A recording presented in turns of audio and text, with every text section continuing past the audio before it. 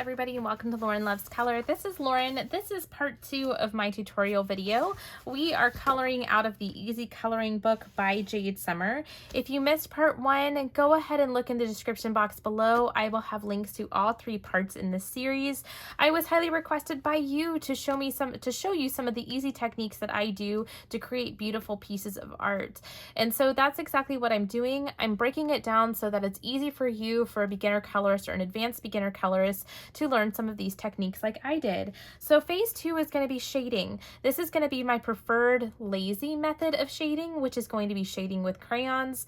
Literally Crayola crayons, like you can see right here. I own the 96 Crayola colors, and I use these instead of colored pencils or markers to do shading. I have found that it adds some nice depth and texture and just some color as well to my page without creating kind of like a big kerfluffle or mess. So this is the page that we're going to be coloring. We're going to be coloring these lovely pumpkins. And the very first part of this was learning how to utilize alcohol marker. So if you're coming from alcohol marker and want to see the page nice and dried, this is what it looks like. We used only 3 different Caliart colors to create this image, and then also use the colorless blender just to add some texture to the pumpkins as well. So now what we need to do is we need to add some shading, and then last but not least, we're going to be going in and adding in some distress oxides to create a nice beautiful background to stage these pumpkins and really make them pop. I have chosen 3 colors again that I'm going to be using. First is going to be the color Bittersweet from Crayola. This is in, like I said, the 96 set. I'm going to be using the brown sepia color, and then I'm going to be using a green, which is asparagus. Really good vegetable. And so what I'm going to be doing is I'm going to be starting with the color Bittersweet, and I'm going to be doing some shading. Now, the great thing about this book in the Jade Summer book is that there is some very, very light grayscale. I mean, there's already some guides in regards to the shading that I need to do. So simply all I really need to do is follow the guide of where that is.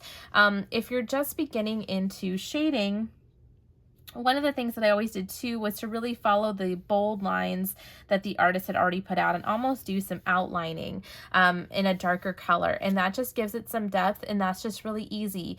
I am very, very intro into shading, and so I will tell you that shading is still fairly new for me, and I'm still trying to figure it all out. So I really just try and test different colors on pages to kind of figure out which color I want to go with. I think the important thing when picking out a color for crayon and really starting with the shading is trying to pick something that really pops off the page.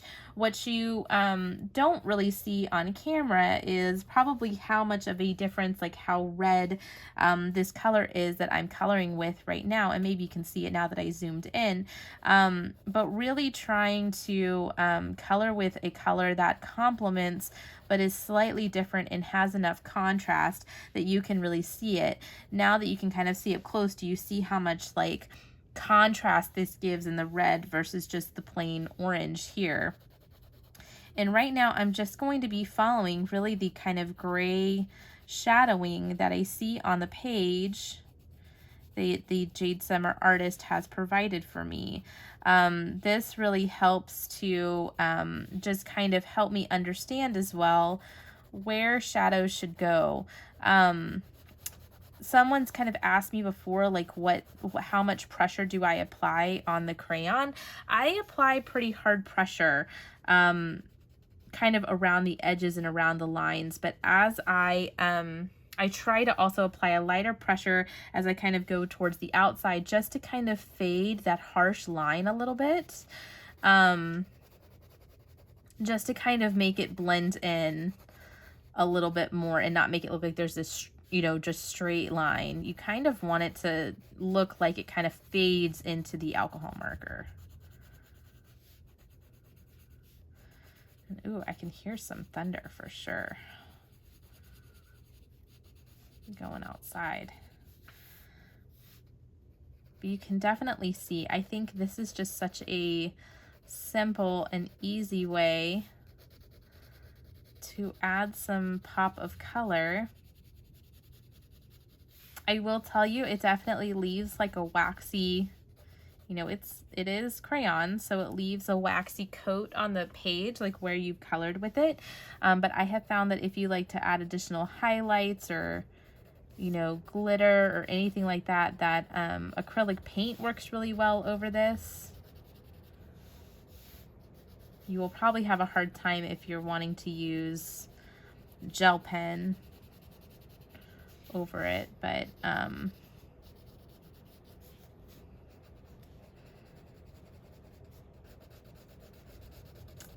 like my Posca pens and things work just fine over this. It gives me a little bit of fuss sometimes, but it's not bad. See, I think it's like when you compare this to this, I feel like the crayons just give it such life. And they're so much faster than colored pencils.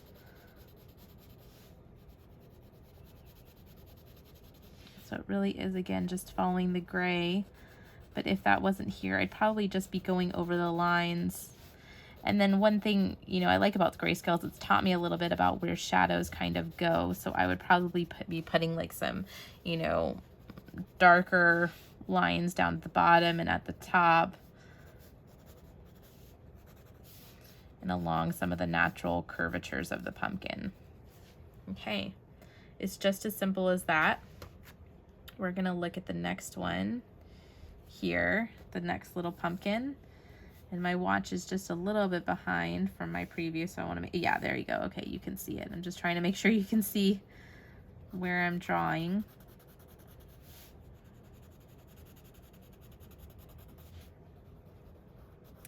And so one thing that I mentioned too in my last video where I shaded with crayons as well was just to choose, you know, a contrasting color. Like this color here is called Bittersweet. It's got a little bit of a reddish undertone to it. So I usually pick a color that has an undertone that's similar to the color that I'm going for. So like this has obviously an undertone of red. The green that I have, I think, has a kind of a bluish undertone. And the brown that I have, I think, has a little bit of orange in it. I'll have to see. No, that might be it. The sepia might be a true brown. Might have a little bit of yellow in it. But I find that the more color you add, as opposed to just doing like a dark orange or something, it helps with crayons to kind of contrast a little bit, to have that contrast so that it really, really sticks out, especially if you're planning on, like, you know, posting to Instagram, you know, or something like that. You want to be able to really see it in the photography and in the video, you know, if you like to do YouTube videos or things like that. But I also think it just brings a lot of life to the page. It makes it look less, you know, less one note. It kind of gives it some pop.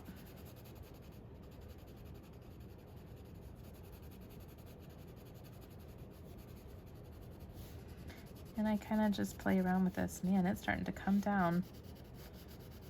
I don't know if you guys can hear that, but man, it's really, the rain is really starting to pour. Okay. All right, so that's it for my pumpkins. So let's move on to the stems. So again here, this is with the color Sepia again. I'm just gonna kind of color the dark lines here. Yeah, this really more is just a true brown. So this doesn't really have much of an undertone, but it has enough depth to it that it makes it kind of pop off the page a little bit.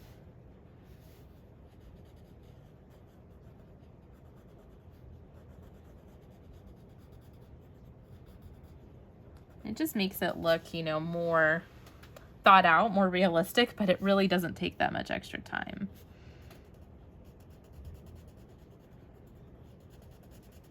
And I do like to have kind of a pretty point on the ends, but you want the point to kind of be flat. You don't want it to be like too pointy. I don't know if that makes sense or if you can even see what I'm talking about, but sorry, my Apple Watch is kind of acting up a little bit.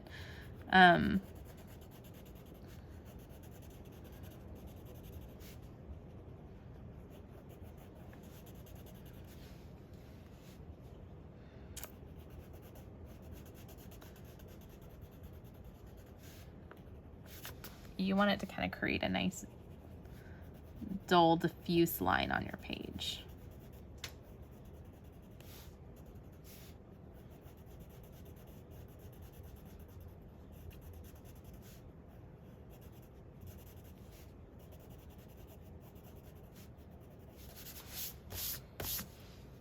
There we go. Beautiful. Okay. And then last, I'm just going to be doing the leaves. This is with the color Asparagus. And so again, just going to be running through the outlines here.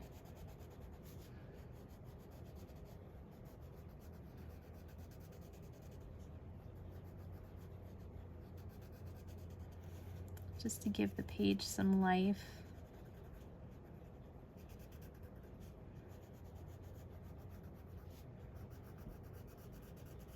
And this is just so quick and so simple. And it's kind of just play around with it. I mean, it doesn't have to be perfect. And I promise you, the more that you practice this, the more that you spend time on just trying to work on your skill with this, the better that you get at it. And I certainly am not perfect. So like with this leaf, what's nice is it has these nice little veins already there. So I'm just gonna follow these veins on the leaf and just color those in, because of course in real life, those would be darker.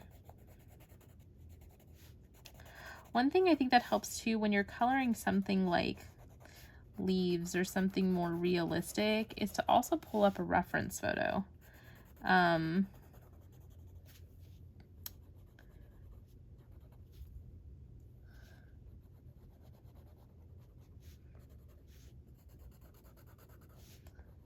Because you can definitely pull up a reference photo and kind of see what it looks like in real life. And that can also sometimes help you decide what colors you want to choose or kind of move you in the right direction. And all you look at in the reference photo is, you know, what colors do I see? And sometimes you'll be surprised. In pumpkins, you can see more than just yellow or orange or red. You might see shades of blue. You might see, you know, different things. Or you just kind of determine what it is that you feel best represents what you're doing and working on. Or in your mind, what you think it should be. I mean, that's the thing too, is that you could have a blue pumpkin or a yellow pumpkin or a gray pumpkin. There's no rules that say that it has to be a particular color.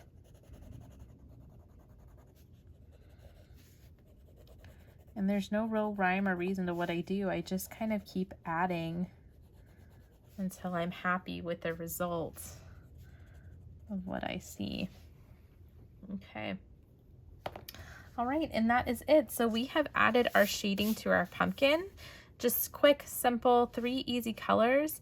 And so next, I will see you in the next video if you're interested in seeing my Distress Oxide application. If not, I hope you have a great week and we'll talk again soon. Bye.